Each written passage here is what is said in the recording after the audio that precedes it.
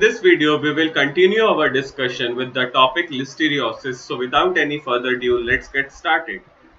So now moving on, we will discuss about the encephalitis in detail. So it involves the CNS and the most characteristic form in the ruminant. There will be abnormal position of the head and neck, walking aimlessly in a circle. That's why it is known as circling disease. You can also notice the nystagmus, that is the constant involuntary movement of the eyeballs, and there can also be the blindness and the paralysis in the infected animal.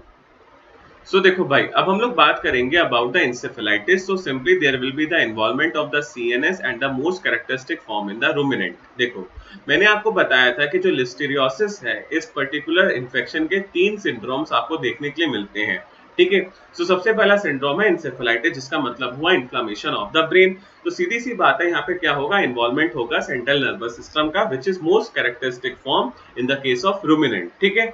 You can also see the abnormal position of the head and the neck. जो भी animal infected होंगे, वहां पे क्या होगा, उनके head और नेक का एक एबनॉर्मल पोजीशन आपको नोटिस करने के लिए मिलेगा. ठीक है. After that they will walk aimlessly in a circle. That is why this disease is also known as circling disease. Basically जो भी एनिमल इन्फेक्टेड होंगे ना, वो बिल्कुल एमलेसली वॉक करेंगे एक सर्कल में. इसी की वजह से हम इस डिजीज को सर्कलिंग डिजीज के नाम से भी जानते हैं. You can also notice the nystagmus, that is constant involuntary movement of the eyeball. Basically जो भी इन्फेक्टेड एनिमल होंगे, वहां पे nystagmus की कंडीशन डेवलप हो जाएगी, जिसमें क्या होता है, जो भी इन्फेक्टेड एनिमल है, उनकी आईबॉल इनवॉलेंटरी कॉन्स्टेंटली मूव करेंगी. ठीक है. You can also see the blindness and the paralysis. जो भी इन्फेक्टेड एनिमल है, उनमें ब्लाइंडनेस भी देखी गई है, and you can also notice the paralysis. ठीक है. So now moving on, the only microscopic lesion can be seen in the brain stem, that is medulla oblongata and the spinal cord. The circumcised collection of the mononuclear cell with or without neutrophils adjacent to the blood vessels can be seen, that is the perivascular infiltration. The diffuse cellular infiltration and the microabscesses are also seen, and the nerve cell destruction and the lymphocytic leptomeningitis are also seen in the case of listeriosis infection. सो देखो भाई, हम लोग बात कर रहे थे about the encephalitis. So simply the only microscopic lesion can be seen in the brain stem, that is medulla oblongata and the spinal cord in the case of infected animal. जो भी एनिमल इन्फेक्टेड होगा with the listeriosis, वहां पे अगर आपको microscopic लीशन देखना है under the encephalitis syndrome, तो वो सिर्फ आपको ब्रेन स्टेम और स्पाइनल कॉर्ड में ही देखने के लिए मिलेगा. ठीक है.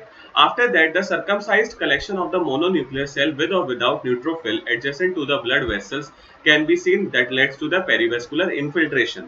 बेसिकली क्या है, जो भी इन्फेक्टेड एनिमल होंगे, वहां पे आपको मोनोन्यूक्लियर सेल का कलेक्शन देखने के लिए मिलेगा, जिसमें न्यूट्रोफिल हो भी सकते हैं और नहीं भी हो सकते, adjacent to the blood vessels. इस कंडीशन को हम क्या कहते हैं, पेरिवेस्कुलर इन्फिल्ट्रेशन. ठीक है. You can also see the diffuse cellular infiltration and the micro abscesses. जो भी एनिमल इन्फेक्टेड होंगे, वहां पे आपको डिफरेंट सेल्स का इन्फिल्ट्रेशन देखने के लिए मिलेगा, and you can see the different cavities filled with the pus, that is micro abscesses. ठीक है. After that you can also notice the nerve cell destruction and the lymphocytic leptomeningitis. जो भी infected animal होंगे, वहां पे nerve cell का destruction होने लगेगा, एज वेल एज वहां पे क्या होगा, उन एनिमल्स में लेप्टोमेनिंजाइटिस की कंडीशन डेवलप हो जाएगी, that is the inflammation of the sub arachnoid space. ठीक है. So now moving on, we will discuss about the systemic infection, that is septicemia. It can be seen in the monogastric animal like pig, dog and cats. The most characteristic lesion is the focal necrosis of the liver, less commonly seen in the spleen, lymph node and lungs, adrenal glands, myocardium, GI tract and the brain. Microscopically, lesions consist of the focal area of the necrosis infiltrated with the mononuclear cells and some neutrophils. सो देखो भाई, अब हम लोग बात करेंगे systemic infection और आप कह सकते हो सेप्टिसीमिया की. ठीक है. तो मैंने आपको बताया था कि जो भी एनिमल लिस्टेरियोसिस से इन्फेक्टेड होंगे, वहां पे 3 तरीके के सिंड्रोम डेवलप हो सकते हैं. एक था इंसेफेलाइटिक, एक था सिस्टमिक इन्फेक्शन जिसको हम सेप्टिसीमिया भी कहते हैं, और एक था हमारा अबॉर्शन. ठीक है. तो अब हम लोग बात करेंगे सेप्टिसीमिया के बारे में. So simply this can be seen in the case of a monogastric animal like pig, like dog, like cats. अब देखो, जो भी एनिमल लिस्टेरियोसिस से इन्फेक्टेड होंगे और वहां पे सेप्टिसीमिया की कंडीशन डेवलप होगी, तो वो हमें कहां देखने के लिए मिलेगी, सिर्फ और सिर्फ मोनोगैस्ट्रिक एनिमल में, जैसे कि पिग हो गया, जैसे कि डॉग हो गए, जैसे कि कैट हो गई. ठीक है.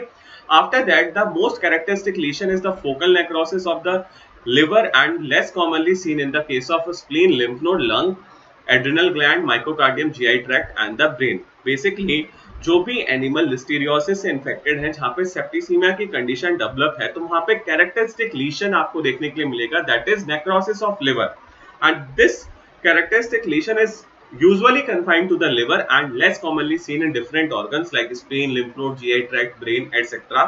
in the infected one. ठीक है. After that, the microscopic studies reveal the lesions consist of the focal areas of the necrosis infiltrated with the mononuclear cells and some neutrophils. अगर आप माइक्रोस्कोपिक स्टडी करते हो लीशंस की, तो बेसिकली आपको दिखेगा वहां पे नेक्रोसिस है, और उन लीशंस में क्या है, इन्फिल्ट्रेशन है डिफरेंट मोनोन्यूक्लियर सेल्स का और डिफरेंट न्यूट्रोफिल्स का. ठीक है. So now moving on, we will discuss about the abortion. So it can be seen in the case of cattle and the sheep mainly.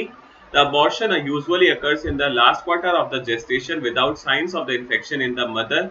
The fetus dies in the uterus and may be severely autolyzed when expelled, or if not autolyzed, the focal hepatic necrosis with the organism in the fetal liver is the main lesions of the diagnostic value. देखो भाई, अब हम लोग बात करेंगे about the abortion. तो simply जो abortion है ना, it can be seen in the case of a cattle and the sheep suffering with the लिस्टीरियोसिस. ठीक है. After that the abortion usually occurs in the last quarter of the gestation without science of the infection in the mother. Basically ये जो abortion है ना, last quarter में होगा of the gestation period, and you will not notice any kind of infection science in the pregnant mother. ठीक है. After that, the fetus dies in the uterus and may be severely autolyzed when expelled, or if not autolyzed, the focal hepatic necrosis with the organism in the fetal liver is the main lesion of the diagnostic value. Basically यहाँ पे जो भी pregnant animal है, अगर वो infected है लिस्टीरियोसिस से, तो वहाँ पे उनका फीटस यूट्रस में ही मर जाएगा and it will get self digest और ऑटोलाइज्ड. ठीक है. अगर यहाँ पे ऑटोलिसिस नहीं होती है उस फीटस की, तो वहां पे आपको हेपाटिक नेक्रोसिस देखने के लिए मिलेगा in that foetal liver, and which is the main characteristic lesion for the diagnostic value. ठीक है. Moving on, we will discuss about the diagnosis. So simply the typical microscopic lesions are like microabscess, diffuse purulent inflammation or the glial nodules, the perivascular accumulation of the lymphocytes, lymphocytic leptomeningitis along with the presence of a gram-positive organism, and the cultural isolation and the identification can help in the diagnosis. देखो भाई, अब हम लोग बात करेंगे about the diagnosis. Simply the typical microscopic lesions like micro abscess, diffuse purulent inflammation और the glial nodules can help in the diagnosis. Simply क्या है कि अगर आपको डायग्नोसिस करना है, तो आप माइक्रोस्कोपिक लीशन जैसे कि माइक्रो एब्सिस, पुरुलेंट इन्फ्लेमेशन और ग्लायल नोड्यूल्स की स्टडी कर सकते हो, जिसकी मदद से आपको कहीं ना कहीं अंदाजा लग जाएगा कि सस्पेक्टेड एनिमल में किस चीज का इन्फेक्शन है. ठीक है.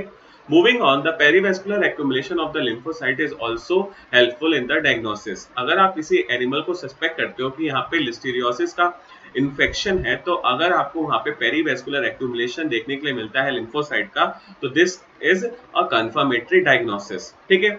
After that, the lymphocytic leptomeningitis along with the presence of a gram-positive organism is also a confirmatory diagnosis for the infection. अगर किसी सस्पेक्टेड एनिमल में आपको लेप्टोमेनिंजाइटिस की कंडीशन दिखती है जिसके अंदर ग्राम पॉजिटिव ऑर्गेनिज्म प्रेजेंट है, तो वहां पे आपको ये कंफर्म हो जाएगा कि यहाँ पे लिस्टीरियोसिस का ही इन्फेक्शन है इस सस्पेक्टेड एनिमल में. ठीक है. You can also go for the cultural isolation and identification. Simply आप क्या करोगे, जो भी सस्पेक्टेड एनिमल है, अगर वहां पे एब्सेस फॉर्मेशन है, तो वहां से पस कलेक्ट करोगे. ठीक है. वहां से बैक्टीरिया को आइसोलेट करोगे और फिर उसको आइडेंटिफाई करोगे due to its colonial characteristics and the morphological features. ठीक है. So with this we have completed the topic listeriosis. I hope you understand it well.